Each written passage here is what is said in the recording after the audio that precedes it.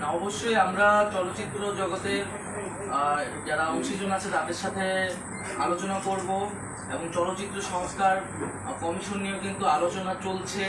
চলচ্চিত্র জগতের লোকেরা এটা দাবি করছেন, আমরাও সে বিষয়ে ভাবছি যে একটা আমরা সার্বিক একটা প্রস্তাবনা সকলের থেকে নিয়ে সেই অনুযায়ী কীভাবে কাজ করতে পারি, বাংলাদেশের চলচ্চিত্রকে আমরা নতুনভাবে এগিয়ে নিয়ে যেতে পারি, সেই বিষয়ে আমরা সবাই একসাথে কাজ করব। আইনটা সম্পর্কে একটু বলবেন, মানে সার্টিফিকেশন বোর্ডের যে আইনটা সেই সম্পর্কে কবে কি কেমনে?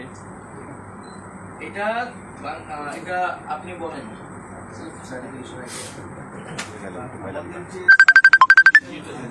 2023 সালের যে সালের আইনের অধীনে বিধিমালা প্রণীত হয়নি।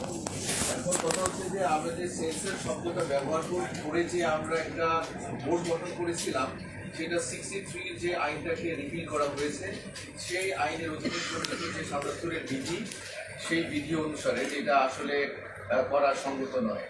এখন যেহেতু 23 সালের একটি আইন হয়েছে, আমরা এখন 23 সালের আইনের অধীনেই একটি বিধি দিয়ে আমরা এখন এই সার্টিফিকেশন বোর্ড গঠন করে এইটা হচ্ছে আইনের এখন দাবি।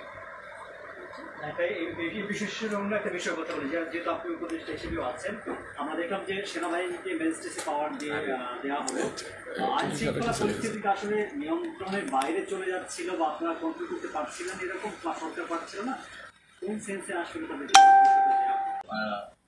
ইনফরমেশন বা ডিটেলসটা পাঠাবেন, আমরা এখান থেকে দেখবো। তো পাশাপাশি এটাও বলেছি যে কেবলমাত্র সাংবাদিক পরিচয়, সাংস্কৃতিক ব্যক্তিত্ব বা কবি পরিচয়ের কারণে কিন্তু কেউ রেহাই পেয়ে যাবে। এই ফ্যাসিজমের সাথে যারা জড়িত ছিল, এটার যারা বৈধতা উৎপাদনে কাজ করেছে, তাদের লেখনীর মাধ্যমে, তাদের মতামতের মাধ্যমে জনমত তৈরি করেছে, গণহত্যার পক্ষে কাজ করেছে, উস্কানি দিয়েছে, তাদেরকে কিন্তু অবশ্যই